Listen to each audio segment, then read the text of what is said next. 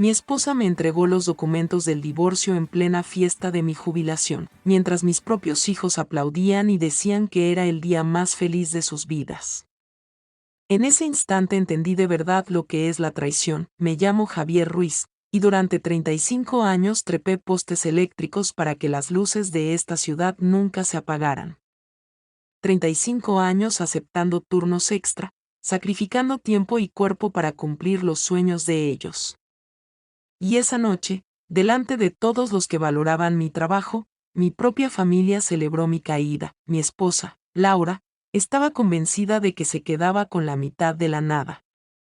Mi hijo Daniel pensaba que por fin veía a un fracasado recibir lo que merecía. Mi hija Sofía creyó que era su oportunidad de huir de la vergüenza de tener un padre obrero. Lo que ninguno de ellos sabía era que, mientras planeaban mi ruina, yo había estado construyendo algo mucho más grande. Sonreí, firmé los papeles y abrí mi maletín, repleto de escrituras de propiedades. Si estás escuchando esta historia, suscríbete y dime en los comentarios desde qué ciudad me sigues, porque esta noche vas a descubrir qué ocurre cuando alguien silencioso decide dejar de serlo. Déjame volver atrás para que entiendas cómo llegamos hasta este punto. Durante 35 años trabajé como técnico de líneas eléctricas para la empresa municipal de energía. Lluvia, nieve, tormentas de hielo, ahí estaba yo. Mantenía la ciudad iluminada, pero en algún punto del camino, mi familia decidió que eso me convertía en una decepción. Todo empezó con gestos pequeños. En las reuniones del vecindario, Laura me presentaba diciendo simplemente: mi esposo trabaja para el municipio. Nunca decía que era técnico de líneas eléctricas ni que mantenía operativa la red eléctrica de toda la ciudad. Solo trabaja para el municipio, como si yo archivara papeles en una oficina olvidada bajo tierra. Los niños aprendieron rápido esa actitud. Daniel, que hoy tiene 26 años y estudia medicina, desde joven aprendió a ser vago cuando hablaba de mi trabajo. Cuando los padres de sus amigos le preguntaban a qué me dedicaba, respondía: mi papá trabaja en servicios públicos. Nunca con orgullo, nunca con detalles. Solo servicios públicos. Sofía era aún peor. A su edad, recién graduada de su maestría en administración de empresas, había perfeccionado el arte de esquivar el tema familiar. Una vez la escuché en una cafetería con sus amigas. Tu papá suena increíble, dijo una de ellas, hablando del padre de otra chica que tenía una empresa tecnológica. ¿Y el tuyo, Sofía, a qué se dedica? Ah, está entre trabajos. ¿Entre trabajos? Yo había tenido el mismo empleo durante 35 años, pero fueron esos pequeños momentos los que de verdad me dejaron claro cuál era mi lugar dentro de esa familia. Como cuando Daniel necesitó dinero para enviar sus solicitudes a la Facultad de Medicina. $3,000 entre inscripciones, exámenes y otros gastos. Me lo pidió como si yo tuviera que sentirme agradecido de que siquiera pensara que yo podía conseguir esa cantidad. Papá, sé que probablemente no tengas este tipo de dinero ahorrado. Aún así, le extendí el cheque sin pensarlo 2 veces. Eso ocurrió hace 18 meses. Jamás me preguntó cómo lo había conseguido tan rápido ni de dónde había salido. Lo mismo pasó cuando Sofía necesitó un aval para sus préstamos estudiantiles. El banco exigía a alguien con ingresos estables y un historial crediticio impecable. Recurrió a mí solo después de haberlo intentado con el hermano de su madre y con 2 amigos de la familia. Papá, odio tener que pedirte esto, pero literalmente eres mi única opción. Ese era mi valor para ellos. Ser el último recurso disponible. Lo más doloroso era ver cómo Laura reforzaba esa imagen. En cenas con amigos se burlaba de mis gustos sencillos, de que yo fuera feliz con mis botas de trabajo y mis chaquetas gastadas, de que no necesitara lujos para sentirme bien. Javier no es complicado, decía riendo. Dele sus herramientas y su televisión y está feliz, lo decía como si yo fuera una mascota dócil. También se quejaba con su hermana de mi supuesta falta de ambición. Yo escuchaba esas llamadas. Pudo haber estudiado, hacerse contratista eléctrico, ganar dinero de verdad, pero se conformó con ser solo un empleado. Lo que Laura nunca supo fue que yo había aprendido a usar ese sueldo de empleado con extrema precisión, mientras ella gastaba en centros comerciales y llevaba a los niños a restaurantes caros. Yo me estaba educando en bienes raíces, mientras ella compraba muebles nuevos y planeaba vacaciones. Yo analizaba valores de propiedades y mercados de alquiler, cada turno extra, cada llamada de emergencia en fin de semana, cada día festivo que trabajé mientras ellos dormían en casa, cálidos y seguros, tenía un propósito. Mi primera inversión fue un pequeño dúplex en las afueras de la ciudad. Lo compré en 2008, cuando el mercado inmobiliario se desplomó. Lo renové yo mismo, trabajando los fines de semana.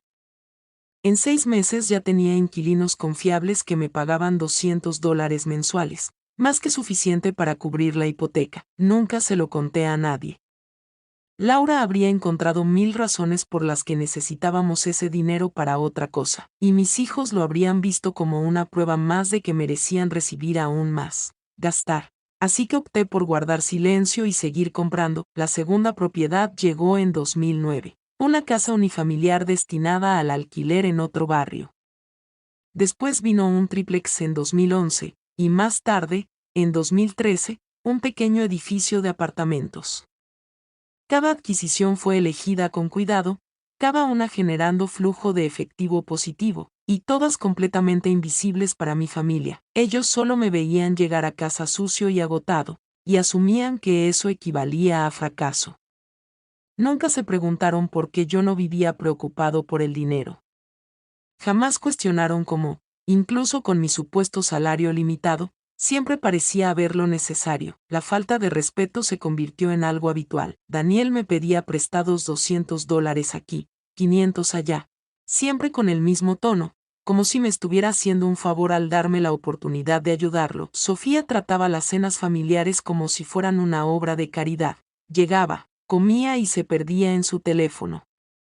Cuando yo intentaba hablar de mi trabajo, me respondía con esa sonrisa educada que se le dedica a un desconocido que intenta entablar conversación trivial en un ascensor. Y Laura. Ella empezó a mirarme como si yo fuera un problema pendiente de resolver, como si mi presencia en su vida le estuviera reteniendo de algo mejor. Comencé a quedarme hasta tarde en los lugares de trabajo, no porque fuera necesario, sino porque el hogar se había convertido en un tribunal permanente donde yo era juzgado por el delito de ser común, pero hay algo que muchos olvidan sobre la gente ordinaria. Observamos, escuchamos, recordamos y planeamos para el verano de 2023.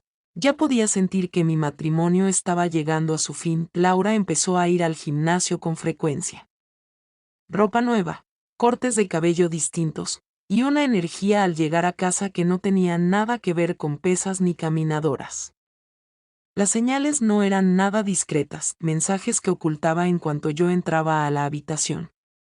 Llamadas que atendía afuera, en el jardín. De pronto, mandados que supuestamente tomaban 3 horas en completarse. Pude haberla enfrentado. Pude haberle exigido explicaciones. Pero con los años aprendí algo importante: la información vale más que la confrontación, así que observé. Escuché.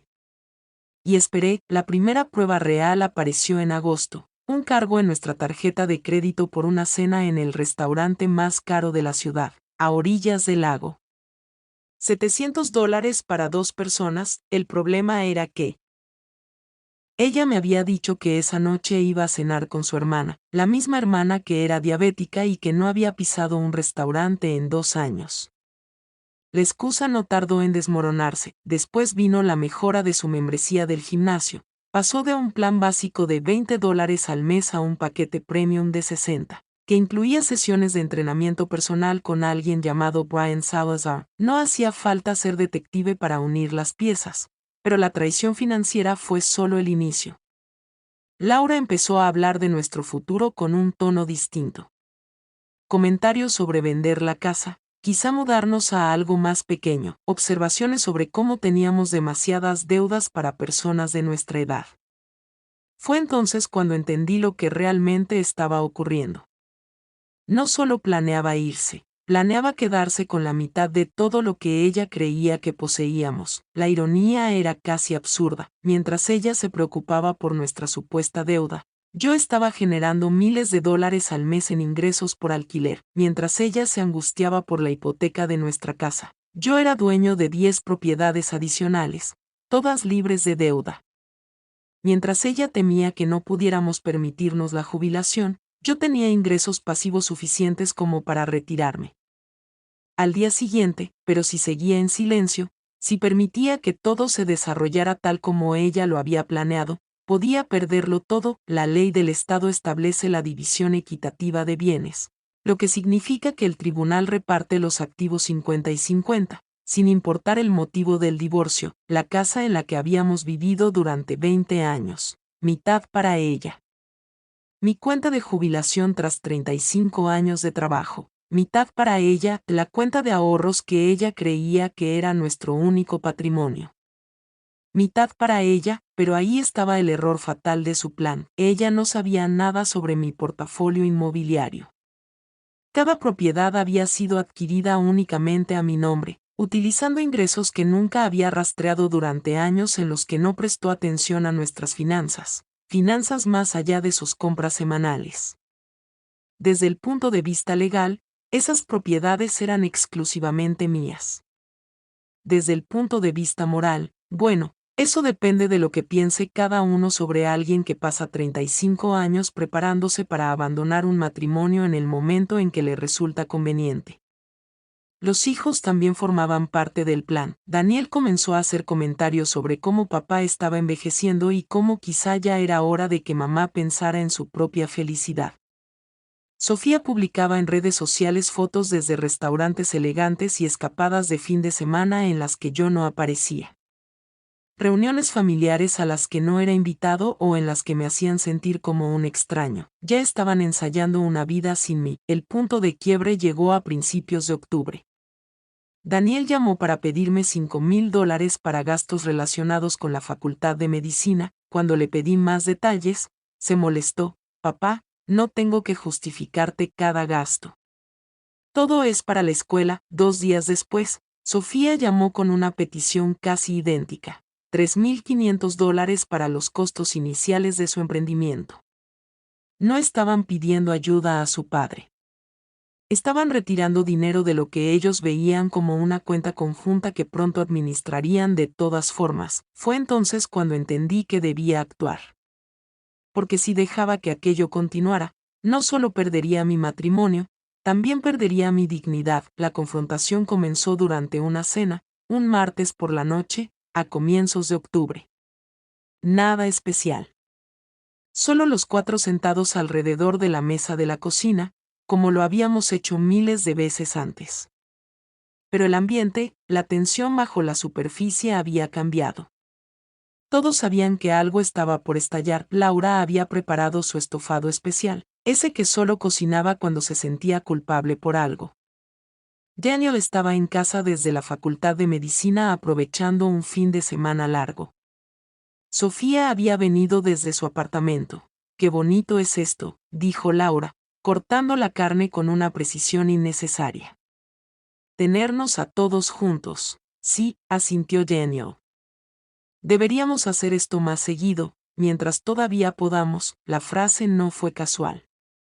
Mientras todavía podamos, como si nuestra familia tuviera una fecha de vencimiento que todos conocían, menos yo. Dejé el tenedor sobre la mesa. «¿Tienes algo en mente, Daniel?» Él cruzó una mirada rápida con su madre. «Papá, hemos estado hablando sobre tu futuro, sobre el futuro de mamá». «Nuestro futuro», corrigió Laura de inmediato. «Correcto. Su futuro juntos». No dije nada. Dejé que el silencio hiciera su trabajo. Sofía fue la primera en llenarlo. «Papá, has trabajado muy duro durante muchos años. Tal vez ya sea momento de pensar en lo que viene después». «Lo que viene después es la jubilación», respondí. «En 2 semanas». «Claro», continuó Daniel. «Pero después de eso, tú y mamá podrían querer cosas distintas. Eso es normal. La gente se distancia. repetí, o la gente toma decisiones. El tenedor de Laura chocó contra el plato. Javier, ¿qué se supone que significa eso? Nada. Solo estoy pensando en voz alta. Daniel se inclinó hacia adelante. Papá, puedo ser honesto contigo, eso espero. Has estado diferente últimamente. Distante. Como si estuvieras molesto por algo, casi me reí. Molesto, sí, insistió.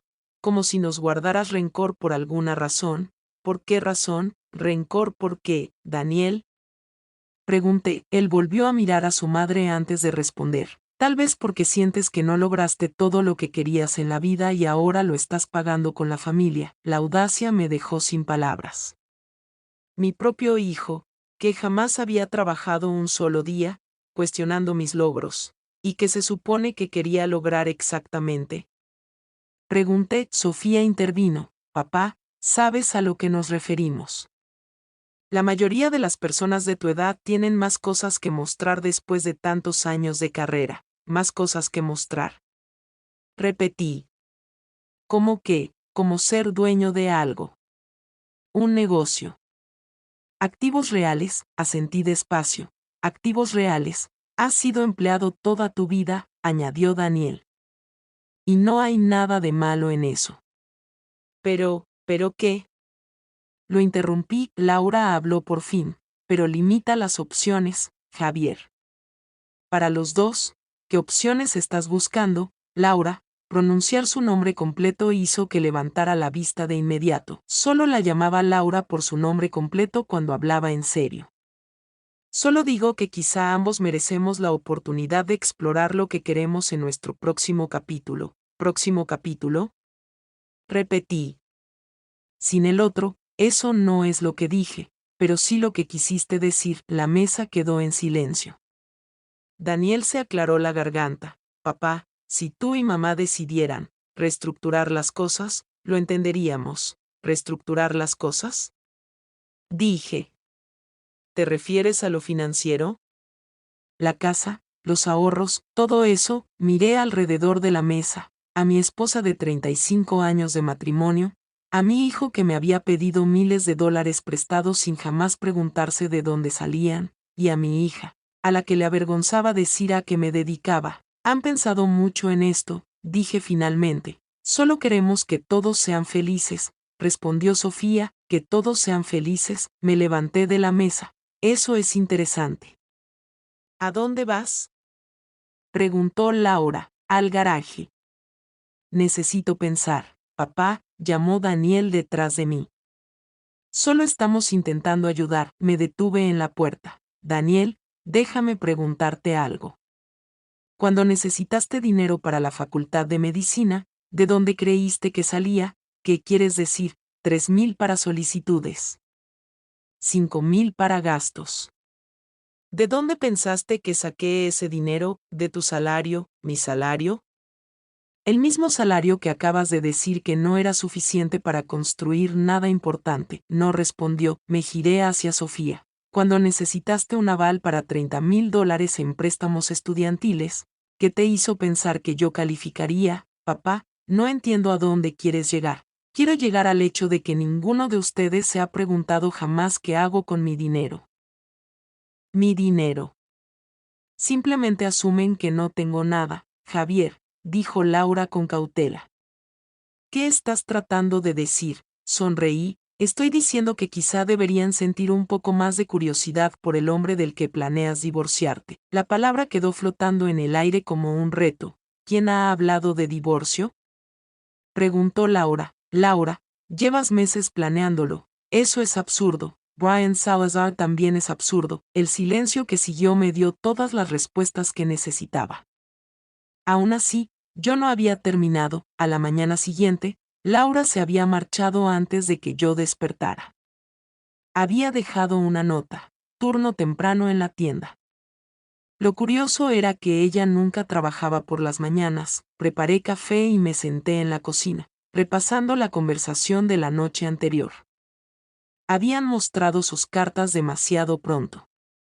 Habían revelado el plan sin comprender contra quién estaban jugando. Mi teléfono vibró. Un mensaje de un número desconocido. Señor Ruiz, Soy Jenny, de la Administración de Propiedades. Tenemos un problema en el dúplex. El inquilino de la unidad B reporta una fuga. Llámeme cuando pueda. Borré el mensaje de inmediato. Laura a veces revisaba mi teléfono cuando creía que yo no la veía. Pero esa llamada me recordó algo esencial. Mis propiedades no eran cifras en una cuenta bancaria. Eran hogares reales, con personas reales que dependían de que yo fuera responsable, confiable, disponible. A diferencia de mi familia, mis inquilinos respetaban lo que yo aportaba. 20 minutos después, otra llamada. Esta vez de una inquilina del edificio de apartamentos. Señor Ruiz, habla Diana, del apartamento 2A. La pareja del 1B quiere renovar su contrato antes de tiempo. Ofrecen $50 adicionales al mes y pueden asegurar 2 años, $50 más al mes durante 2 años. $1,200 extra simplemente porque alguien quería la tranquilidad de quedarse en un lugar que yo había hecho cómodo y seguro. Le dije a Diana que lo pensaría y que le devolvería la llamada. Mientras terminaba de desayunar, Daniel apareció en la cocina. Tenía el cabello revuelto y aún llevaba la ropa del día anterior. La Facultad de Medicina, al parecer, no estaba fortaleciendo mucho sus habilidades de organización personal. Papá, sobre lo de anoche, ¿qué pasa con eso? Tal vez fuimos demasiado duros. Mamá ha estado muy estresada por el dinero últimamente. ¿Estrés por dinero? Repetí. Interesante, ella cree que tenemos demasiadas deudas, casi me atraganté con el café. ¿Qué deudas? La hipoteca. Las tarjetas de crédito, Daniel, dije con calma, tenemos una sola tarjeta de crédito y la pagamos completa todos los meses. En serio, se quedó pensativo, mamá nunca mencionó eso. Dijo que estaban luchando para mantenerse al día con los gastos. ¿Qué gastos? No sé, cosas de la casa, servicios, lo normal. Dejé la taza sobre la mesa. Daniel, ¿cuánto crees que gano en mi trabajo? Nunca lo pensé realmente. Adivina, papá, no. Quiero que tú adivines. Se movió incómodo en la silla, quizá. 40,000. 50,000 al año, asentí lentamente. $50,000 por subir postes eléctricos en cualquier clima durante 35 años. Supongo que sí. No, ¿te parece un salario razonable? Quiero decir, ¿es decente para ese tipo de trabajo? Ese tipo de trabajo, Daniel, dije. ¿Sabes cuánto gana realmente un técnico de líneas eléctricas? Negó con la cabeza. El salario base en la compañía municipal de energía es de $80,000 al año, con horas extra, pago en días festivos y llamadas de emergencia. El año pasado promedié $96,000. Su boca se abrió ligeramente. Y eso es solo el trabajo diurno. Como que solo el trabajo diurno. Mi teléfono sonó antes de que pudiera responder. El identificador mostraba soluciones inmobiliarias. Disculpa, le dije a Daniel mientras contestaba. Hola, señor Ruiz, habla Esteban, de Soluciones Inmobiliarias. Ya terminamos la inspección de la propiedad de alquiler. Todo está en orden para el refinanciamiento. Deberíamos tener el papeleo listo para el viernes. Perfecto, Esteban. Envíelo a mi correo de oficina, así será. Y felicitaciones por el edificio de apartamentos. Tengo entendido que ya está completamente rentado antes de lo previsto. Gracias. La ubicación ayudó, la ubicación siempre ayuda. Hablamos el viernes, colgué. Daniel me observaba fijamente. Papá, ¿qué fue eso? Una llamada de negocios. ¿Qué negocio? Sonreí. Nada que te interese. Solo algunas inversiones en las que he estado trabajando. Inversiones, cosas pequeñas. Nada complicado, pero ya estaba uniendo las piezas. El dinero que siempre tuve disponible para sus gastos universitarios, el aval aprobado de inmediato, el hecho de que nunca me viera preocupado por las finanzas, incluso cuando él asumía que debería estarlo. Papá, dijo despacio. ¿Cuántas propiedades tienes? Propiedades, esa llamada, era sobre propiedades, ¿verdad? Terminé mi café y me puse de pie. Daniel, Tu madre te ha estado diciendo que soy un fracasado. No es así, él dudó. No, solo dice que cree que podrías haber hecho más con tu vida, asentí despacio. Más con mi vida, quizá tiene razón, papá, añadió. Tal vez ya es momento de empezar a hacer más. Lo dejé solo en la cocina. Probablemente llamó a su madre antes de que yo llegara al garaje, exactamente como esperaba que hiciera. 15 de octubre de 2023, mi fiesta de jubilación. Celebrada en el salón de eventos de la zona norte de la ciudad. Laura había insistido en organizarla ella misma. Es lo menos que puedo hacer después de todos estos años de servicio, había dicho. En ese momento pensé que estaba siendo considerada. Mirándolo ahora, entendí que estaba montando el escenario. El salón estaba lleno. 120 personas, quizá más. Compañeros de la compañía eléctrica con los que había trabajado durante 15 años, representantes del sindicato, vecinos, familiares lejanos, incluso algunos de mis inquilinos aparecieron, lo cual me sorprendió. Nunca les había mencionado la fiesta. El señor Ruiz nos trata como familia, dijo María, quien vivía en mi dúplex con sus 2 hijos. Cuando la caldera se rompió el invierno pasado, mandó a alguien a arreglarla en menos de 2 horas. En Nochebuena, la celebración comenzó bien. Mi supervisor, Guillermo Moreno, dio un discurso sobre mi historial de seguridad, 35 años, 0 accidentes graves. Javier Ruiz es el tipo de persona que quieres en tu equipo cuando llega la tormenta, dijo. Confiable como el amanecer, la gente rió, aplaudió y empezó a contar historias sobre llamadas de emergencia que habíamos enfrentado juntos, la tormenta de hielo de 2009, el apagón de 2011. Esos momentos en los que la ciudad necesitó que la electricidad regresara y nosotros lo hicimos posible. Me sentí reconocido, respetado. Por primera vez en meses recordé por qué alguna vez estuve orgulloso de mi trabajo. Daniel y Sofía permanecían cerca del fondo del salón, concentrados en sus teléfonos. Laura se movía entre los invitados, interpretando a la perfección el papel de esposa orgullosa. Incluso había preparado un álbum con fotos de mi trayectoria. Imágenes mías con el casco puesto en distintos sitios de trabajo, recibiendo reconocimientos por seguridad. Laura lo había armado ella misma. La gente no dejaba de decir, qué suerte tienes de alguien que realmente aprecia lo que haces. Si tan solo supieran, el momento de cortar el pastel fue normal. Lo típico de cualquier fiesta de jubilación. Todo seguía el guión esperado. La gente hacía bromas sobre que ahora tendría demasiado tiempo libre, preguntándome qué pensaba hacer conmigo mismo. Respondí con evasivas.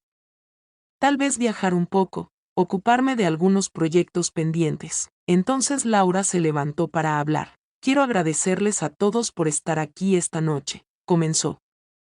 Santiago ha trabajado incansablemente durante tantos años. Merece ser celebrado. Hubo aplausos, sonrisas, la certeza colectiva de que se trataba de un homenaje normal, lleno de cariño. El matrimonio no es sencillo cuando tu esposo realiza un trabajo tan peligroso como el de Santiago, continuó.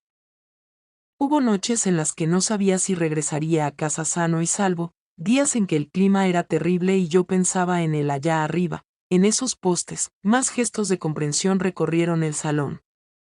Las parejas de otros técnicos de línea sabían exactamente a qué se refería, pero Santiago siempre volvió a casa, siempre proveyó. Siempre puso a su familia primero. La elección de sus palabras no fue casual.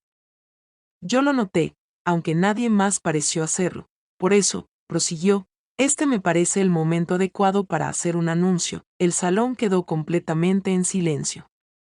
Aquello no estaba en el programa. Después de 35 años en los que Santiago puso su trabajo por encima de todo lo demás, creo que ha llegado el momento de que ambos comencemos nuevos capítulos. Las miradas se cruzaron.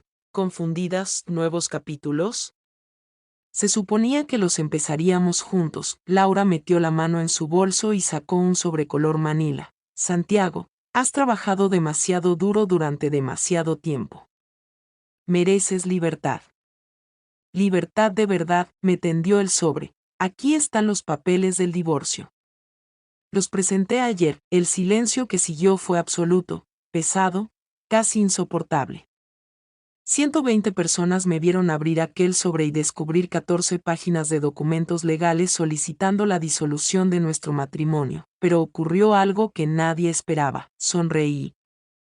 No fue la sonrisa forzada de alguien que intenta aparentar fortaleza, sino la de alguien que llevaba mucho tiempo aguardando ese instante. Gracias, Laura, dije con serenidad. Esto es muy considerado. La confusión se apoderó del salón. Nadie sabía cómo reaccionar. Esto estaba planeado, añadió ella. Los dos estamos de acuerdo con esto. Tomás dio un paso al frente. Papá, mamá nos dijo que esto iba a pasar. Apoyamos esta decisión. Creemos que es lo mejor, agregó Valeria. Para los dos, entonces Tomás pronunció las palabras que terminaron de sellar su destino. Honestamente, papá, este podría ser el mejor día de todos. Valeria soltó una risa breve. Por fin, ¿no? Por fin, como si el fin de mi matrimonio fuera motivo de alivio. Como si llevaran años esperando celebrar ese momento. La multitud estaba atónita. Personas que habían conocido a nuestra familia durante décadas presenciaban como mis propios hijos celebraban el divorcio de sus padres en medio de mi fiesta de jubilación. Chicos, intervino Guillermo Moreno con cautela. Quizá este no sea el momento ni el lugar adecuados. Puede que no sea perfecto, lo interrumpió Laura, pero Santiago merece honestidad. Todos la merecemos. Me puse de pie. Aún con los papeles del divorcio en la mano, el salón quedó completamente en silencio. Laura, esto sin duda es honesto, dije. Muy honesto, ella asintió con calma. Espero que lo entiendas, Santiago. Esto no se trata de fracaso, sino de aceptar la realidad, la realidad. Repetí, levanté la mirada y recorrí el salón. Sí, continué, definitivamente hablemos de la realidad. Doblé los documentos con cuidado y los guardé en el bolsillo interior de mi chaqueta. Ya que estamos siendo tan honestos frente a todos, dije, quizá yo también deba hacerlo. La seguridad de Laura titubeó. ¿A qué te refieres?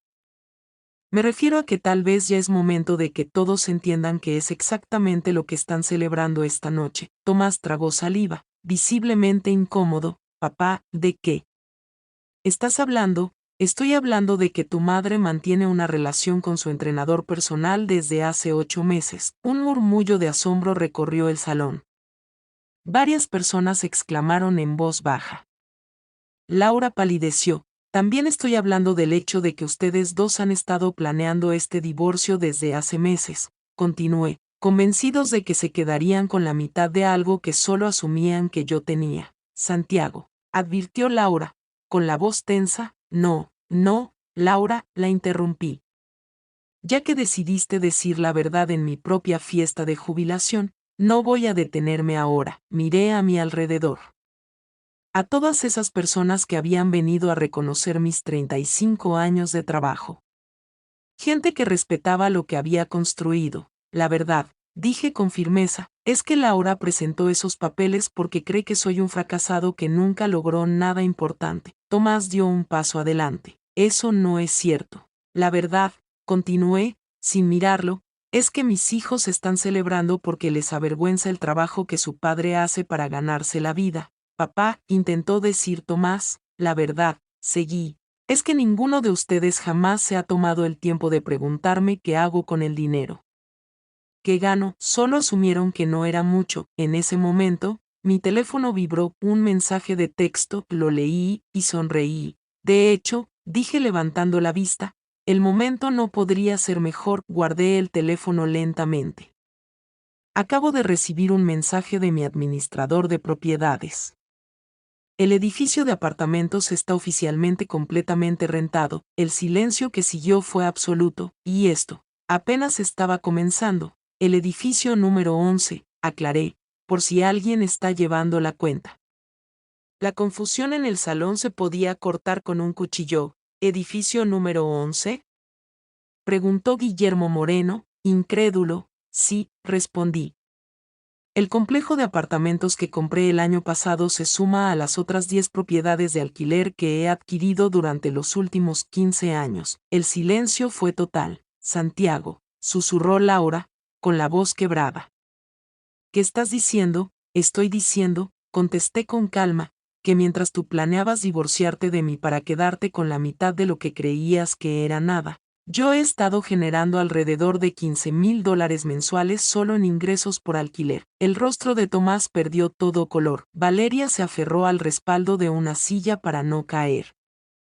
Estoy diciendo que ese esposo fracasado del que hablas es dueño de más de $100,000 en activos inmobiliarios. El salón explotó. Las conversaciones estallaron al mismo tiempo. Los representantes del sindicato, que conocían mi salario base, empezaron a hacer cuentas mentales. Vecinos que siempre habían asumido que apenas llegábamos a fin de mes comenzaron a replantearse todo lo que creían saber sobre mi familia, pero yo apenas registraba el ruido, no podía apartar la mirada del rostro de Laura. Era puro shock. Sin filtros. Sin máscaras. Eso es imposible, murmuró. Nosotros no tenemos ese tipo de dinero. Tú no, la corregí. Yo sí. Guillermo Moreno dio un paso al frente. Santiago, ¿hablas en serio? 11 propiedades, repetí. Empecé con un dúplex en 2008. Desde entonces, añadí 1 o 2 cada año. ¿Cómo? Exigió Tomás, con la voz temblorosa. ¿Cómo las pagaste? Horas extra, respondí simplemente. Llamadas de emergencia, y no había terminado. Llamadas de emergencia, pagos por días festivos, cada turno extra que acepté, continué, mientras ustedes estaban en casa quejándose de que nunca estaba presente. Todo ese dinero fue directo a bienes raíces. Mi representante sindical, Esteban Torres, sonrió con evidente admiración. Santiago, viejo zorro, dijo. Has estado levantando un imperio mientras todos pensábamos que solo te dedicabas a reparar líneas eléctricas. Porque eso hacía, respondí. Ese siempre fue mi trabajo diurno. Valeria finalmente encontró la voz. Papá, ¿por qué nunca nos dijiste esto? ¿Decirles qué? Pregunté con calma. ¿Qué estaba invirtiendo dinero? ¿En qué momento habría ocurrido esa conversación? Entre tú diciéndole a la gente que yo estaba entre trabajos y Tomás explicando que solo me dedicaba a servicios públicos, alrededor del salón, varias personas ya habían sacado sus teléfonos. Seguramente estaban enviando mensajes a familiares y amigos, relatando el drama que se desarrollaba frente a sus ojos. La celebración de jubilación se había transformado en el espectáculo más memorable que aquel salón había presenciado en décadas. Santiago, dijo Laura, intentando recuperar el control de la situación. Necesitamos hablar en privado. No, respondí con firmeza. Ya hablamos en privado durante 35 años, y míranos ahora. Probemos algo distinto. Honestidad frente a todos. En ese momento, mi teléfono volvió a sonar. Miré la pantalla. Administración de Propiedades Prestigio. Disculpen un momento, le dije a la multitud antes de contestar. Señor Medina, dijo Jenny, lamento interrumpirlo, pero acabamos de recibir una oferta por la propiedad del sector sur. El comprador es en efectivo, precio completo, y quiere cerrar en 30 días. ¿Cuánto? Pregunté con suficiente volumen para que todos escucharan. 215,000. Usted pagó 160 hace 3 años. 55,000 de ganancia en 3 años, repetí. Correcto, hice una pausa, observando a las 120 personas pendientes de cada palabra. Déjame pensarlo, dije. Te llamo mañana, perfecto. Y felicidades por su jubilación, señor Medina. Ha construido algo realmente impresionante. Colgué y miré a Laura. Los bienes raíces se valorizan, expliqué, a diferencia de otras inversiones que he hecho. La indirecta fue clara. Nadie la pasó por alto. Esteban Torres negaba con la cabeza, visiblemente asombrado. Santiago, ¿cuál es el ingreso mensual total? 15,000 cada mes. Eso es más de lo que mucha gente gana en un año. Gritó alguien desde el fondo. Más de lo que yo ganaba en un año cuando empecé en la compañía eléctrica, asentí. Tomás ya estaba haciendo cálculos en su teléfono. Papá, esos son 180,000 al año en ingresos pasivos. Así es. ¿Y aún así seguiste trabajando en tu empleo regular? Me gustaba mi trabajo, respondí. Y ese trabajo fue el que pagó los enganches de cada propiedad. Guillermo Moreno se rió abiertamente. Santiago, podrías haberte jubilado hace 10 años. Podría haberlo hecho, admití, pero quería completar mis 35 años. Pensión completa, beneficios completos. ¿Para qué dejar dinero sobre la mesa? Fue entonces cuando Laura empezó a comprender el verdadero alcance de la situación. Santiago, esas propiedades están a tu nombre, están a mi nombre. Todas. Comprabas con ingresos que nunca revisaste. Durante años en los que jamás preguntaste cómo estaban realmente nuestras finanzas, el peso de las implicaciones legales comenzó a hacerse evidente. Según la ley del Estado, continué, los bienes adquiridos con fondos separados durante el matrimonio pueden permanecer como propiedad separada. Los documentos de divorcio que Laura había presentado exigían la mitad de unos activos que ella desconocía por completo y que, legalmente, no podía reclamar. Señor Medina, dijo una voz desde entre la multitud. Mi nombre es Juana Valencia, soy abogada. Vine esta noche como invitada de su vecino, pero debo preguntar, ¿esas propiedades son bienes conyugales? No, respondí con claridad. Son mías. Compradas con mis ingresos individuales, registradas únicamente a mi nombre y administradas a través de mis cuentas empresariales. Juana asintió lentamente. Entonces, la demanda de divorcio de la señora Medina solicita la mitad de la vivienda familiar y la mitad de la cuenta de ahorros que ella conoce. Exacto, dije. Puede quedarse con ambas. Saqué mi teléfono y mostré la aplicación bancaria a quienes estaban más cerca. La cuenta de ahorros de la que pide la mitad tiene 8.400. Una risa incrédula recorrió el salón. Laura estaba reclamando la mitad de $8.000 mientras permanecía de pie frente a un hombre cuyo patrimonio superaba los 2 millones. La casa, continué, vale aproximadamente 280.000. Menos la hipoteca, quedan unos 40.000 en capital. También puede quedarse con mi parte de eso. Entonces, preguntó Tomás, haciendo cálculos en voz alta, recibe 24.000 en total. 24.000, confirmé, más lo que Brian Salazar tenga en su cuenta de ahorros. La mención del nombre provocó una nueva oleada de murmullos. Valeria ya estaba llorando. Papá, no sabíamos. De verdad. No teníamos idea, Valeria, respondí con calma, nunca preguntaron. Ninguno de ustedes lo hizo. Tomás dio un paso al frente. Papá, lo siento. Todos lo sentimos.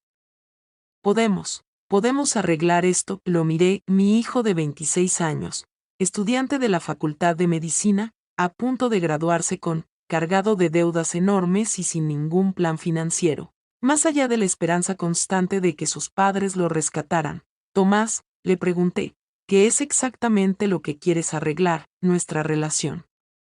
¿La familia? ¿Qué relación? Repliqué. ¿La relación en la que me pides dinero sin preguntarte jamás de dónde sale? La relación en la que te avergüenza decir a qué me dedico. Papá, estaba equivocado con eso. Estabas equivocado en muchas cosas. Valeria se acercó también. Tenía los ojos enrojecidos, el rímel corrido por las mejillas. Papi, dijo, usando un nombre que no me había dirigido en más de 10 años. Lo siento mucho. Lo sientes por qué, exactamente, por no apreciarte. Por avergonzarme de ti. Por todo, asentí despacio. Valeria, ¿recuerdas cuando necesitaste un aval para tus préstamos estudiantiles? Sí, intentaste con otras 3 personas antes que conmigo. Sí, intentaste con otras 3 personas antes que conmigo. Sí, ¿por qué? Porque pensé que, tal vez no calificarías. Porque pensaste que yo era pobre, pensé que todos lo éramos. No, Valeria, la corregí. Pensaste que yo lo era. Tu madre manejaba las finanzas de la casa. Sabías exactamente cuánto entraba y cuánto salía. Simplemente asumiste que yo aportaba poco. Tomás no lo negó. Ahora tú, le dije. Cuando necesitaste dinero para la facultad de medicina, ¿Por qué lo pediste como si me estuvieras haciendo un favor? No lo sé, si lo sabes. Dilo, dudó. Supongo que pensé que te sentirías útil. Como si por fin estuvieras ayudando con algo importante. ¿Algo importante? Repetí. A diferencia de mantener las luces encendidas de toda una ciudad durante 35 años, Tomás bajó la mirada. Papá, ahora sé cómo suena eso. ¿Ahora? Respondí. Sonaba igual entonces. La diferencia es que antes no te importaba cómo sonaba. Saqué el teléfono y abrí mi lista de contactos. Voy a hacer algunas llamadas, dije. Llamadas legales, financieras, llamadas prácticas sobre lo que viene después. ¿Después de qué?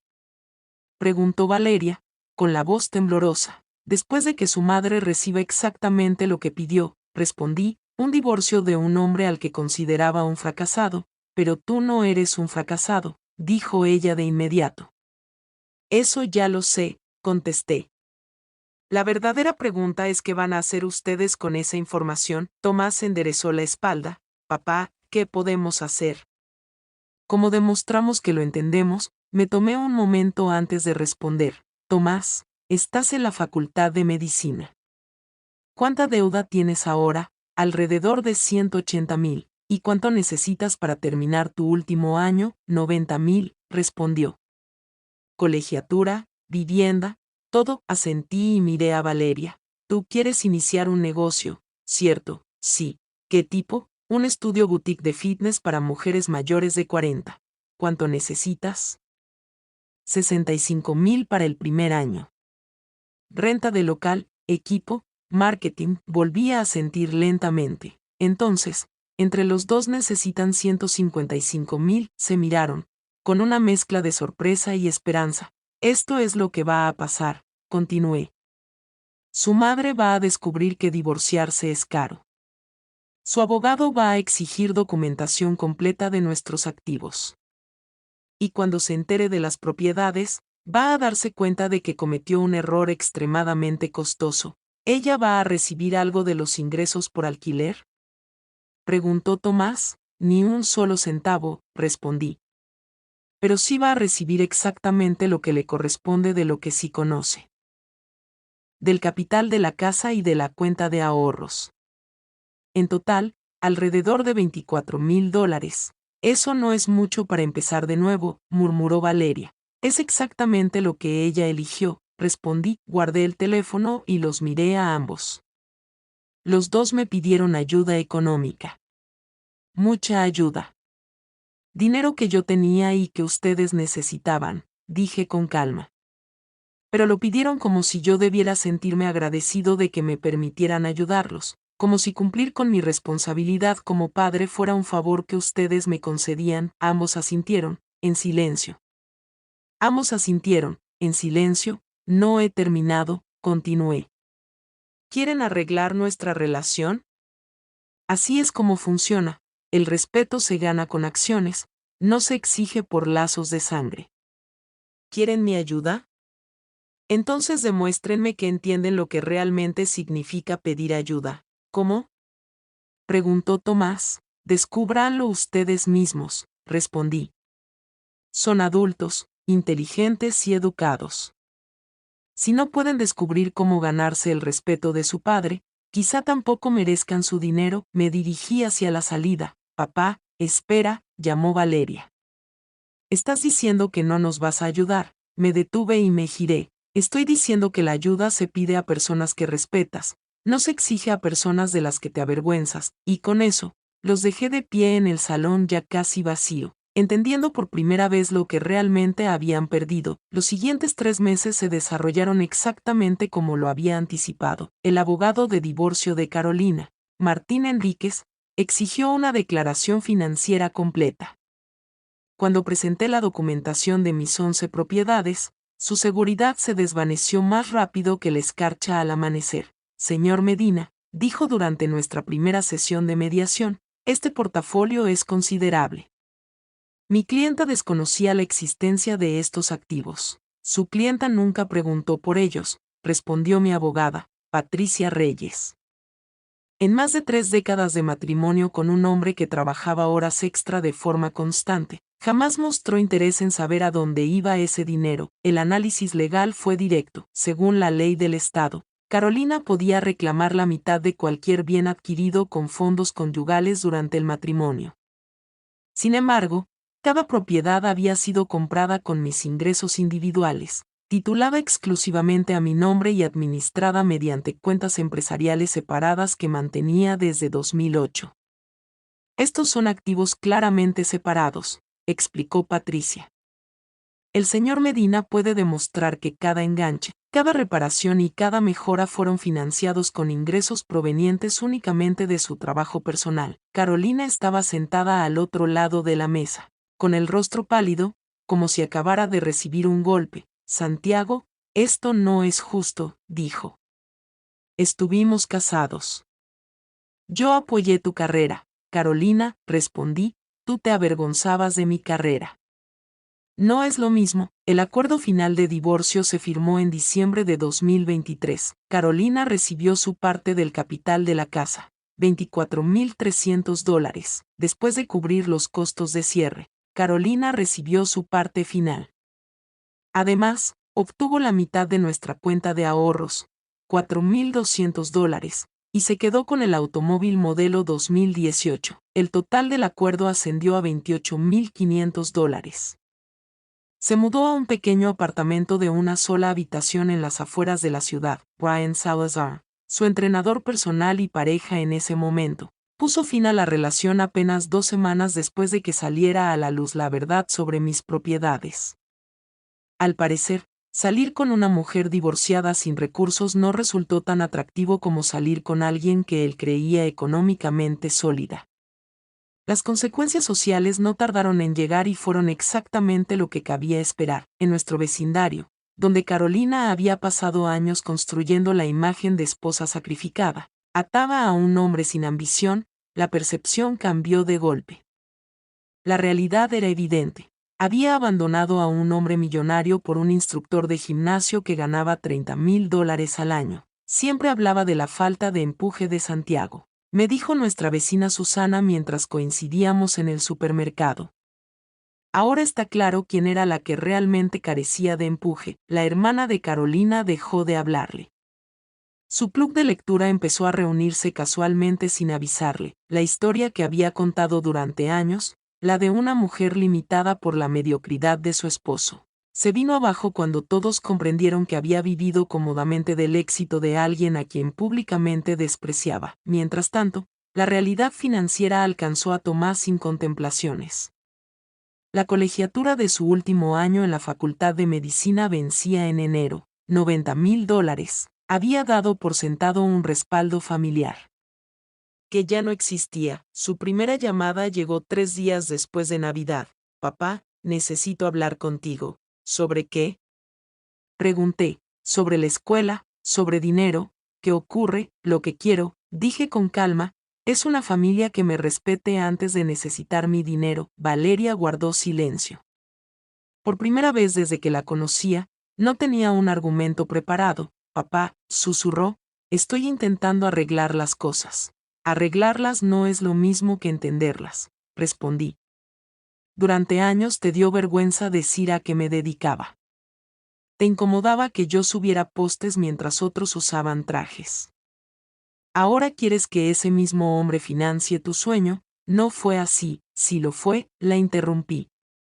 Y duele, Valeria, no por el dinero, sino por lo que revela, colgó llorando. Los meses siguientes fueron silenciosos. Sin llamadas pidiendo ayuda, sin mensajes oportunistas disfrazados de cariño. Por primera vez en décadas, mi vida avanzó sin sentir que solo valía por lo que podía pagar. Me mudé a una casa más pequeña, cerca del lago. No porque lo necesitara, sino porque quería. Pasaba las mañanas caminando, las tardes revisando números y las noches en paz. Mis propiedades seguían produciendo ingresos. Mis inquilinos seguían renovando contratos. La ciudad seguía teniendo luz. Tomás tomó una licencia de la Facultad de Medicina. Empezó a trabajar como asistente en una clínica privada para cubrir parte de su deuda. por primera vez, aprendió lo que significaba depender solo de su esfuerzo. Valeria consiguió un empleo en una cadena de gimnasios. Su negocio tendría que esperar. Quizás por primera vez entendió que los sueños también se construyen paso a paso, no exigiendo cheques ajenos. Carolina intentó llamarme varias veces. Nunca contesté. Lo que había entre nosotros se había terminado mucho antes del divorcio. Simplemente nadie quiso admitirlo hasta que fue demasiado evidente. Un año después, recibí un mensaje de Tomás. Papá, no te escribo para pedirte nada. Solo quería decirte que ahora entiendo, y que lo siento. No respondí de inmediato. El respeto, como dije aquella noche, se gana con acciones, no con palabras. Sigo siendo Santiago Medina, el hombre que subió postes eléctricos durante 35 años, el hombre al que su familia llamó ordinario. El hombre que en silencio construyó un imperio, y aprendí algo importante: la traición duele, pero también revela, y a veces, perderlo todo es exactamente lo que otros necesitan para aprender cuánto valías. Tomás podría tener que abandonar la carrera, insistió Carolina. Valeria está endeudada. Esto nos afecta a todos. No, respondí con firmeza. Esto les afecta a ellos. Y tú ya no eres parte de mis decisiones, Santiago. Sigues siendo su padre, y sigo siéndolo, dije, pero ser padre no significa ser cajero automático de adultos que me despreciaron cuando no me necesitaban. Estás siendo cruel, no. Estoy siendo coherente. La crueldad fue reírse de mí en público. La crueldad fue llamarme mediocre mientras yo financiaba una vida cómoda para todos ustedes. Guardó silencio. Luego suspiró. Nunca pensé que llegarías tan lejos. Ese fue siempre tu error, Carolina, respondí. Nunca pensaste. Nunca preguntaste. Nunca te importó. Hasta que el dinero dejó de estar disponible, colgué. No hubo más llamadas. El tiempo hizo lo que siempre hace, puso a cada quien en su lugar. Tomás regresó a la universidad 2 años después, con préstamos más duros y menos arrogancia. Aprendió a agradecer sin exigir. Valeria dejó de hablar de su sueño y empezó a hablar de trabajo. No volvió a pedirme dinero, no nos volvimos cercanos. Pero se volvieron respetuosos. Carolina siguió con su vida. Yo seguí con la mía. Sin rencor, pero sin olvido voy. Cuando alguien me pregunta si me arrepiento de no haberlos rescatado, siempre respondo lo mismo: no abandoné a mi familia, me negué a seguir financiando su desprecio. Porque el amor no se demuestra con cheques, y el respeto no se hereda, se gana. La facultad de medicina, repitió Laura. Andrés podría perderlo todo. Andrés debió pensar en eso antes de brindar por nuestro divorcio, respondí con frialdad. Ricardo, por favor, cometí errores, lo sé, continuó ella, pero no castigues a los niños por decisiones que fueron mías. Laura, no estoy castigando a nadie, dije. Simplemente ya no estoy salvando a nadie. Son tus hijos. Adultos que dejaron muy claras sus opiniones sobre mí. Ellos solo intentaban protegerme. ¿Creían que tú eras infeliz? ¿Lo eras? Preguntó. Sí, entonces obtuviste lo que querías, replicó. Todos obtuvimos lo que queríamos. No, respondí. Ustedes obtuvieron lo que eligieron. Laura bajó la voz. Ahora me doy cuenta de que cometí un error, uno enorme. ¿Te diste cuenta cuando viste el portafolio de propiedades?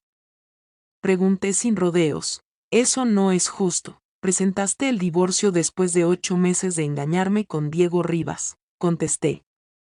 No fue una revelación moral. Fue que te descubrieron, cambió de estrategia, y si intentamos terapia de pareja, Laura, estás divorciada. No se arregla un divorcio. Podríamos volver a casarnos. La audacia fue casi admirable. ¿Quieres casarte conmigo otra vez por mi dinero? Quiero casarme contigo porque te amo. Tú amas mis ingresos, respondí. No es lo mismo, Ricardo, por favor.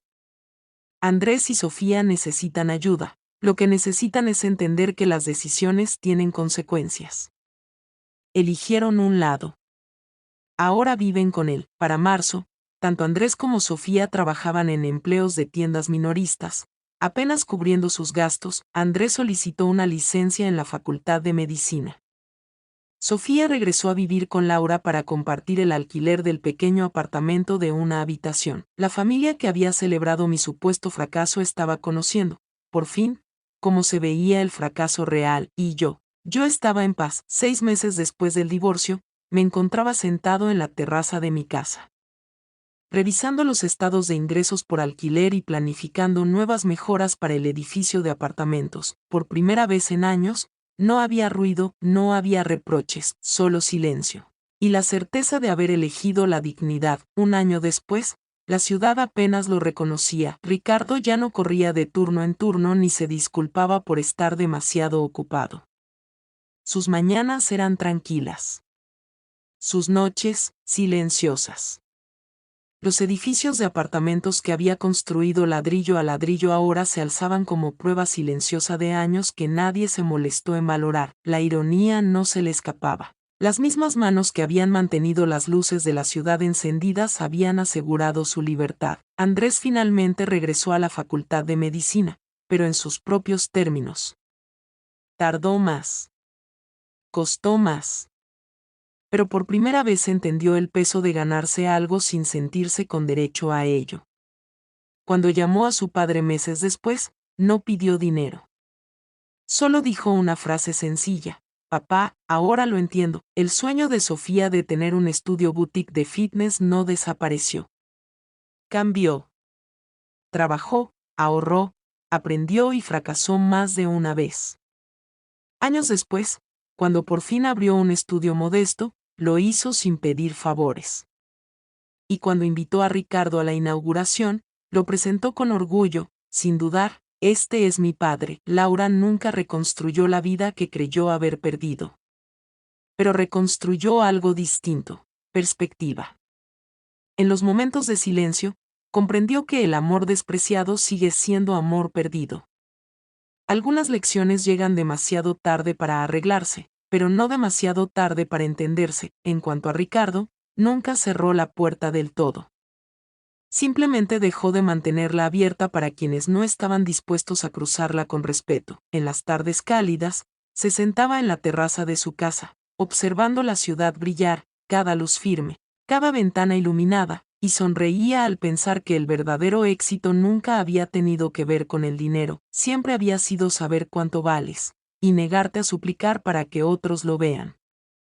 Si esta historia te hizo reflexionar sobre cómo a veces damos por sentado a las personas más importantes de nuestras vidas, o sobre cómo el verdadero valor de alguien no se mide por su título profesional, sino por sus acciones, me encantaría saber tu opinión.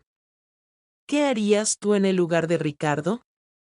¿Crees que los hijos merecían una segunda oportunidad? Déjame tu comentario abajo. Y si esta historia te tocó el corazón o te hizo pensar, no olvides darle like al video, suscribirte al canal y activar la campanita para no perderte más historias como esta. Gracias por acompañarme hasta el final. M.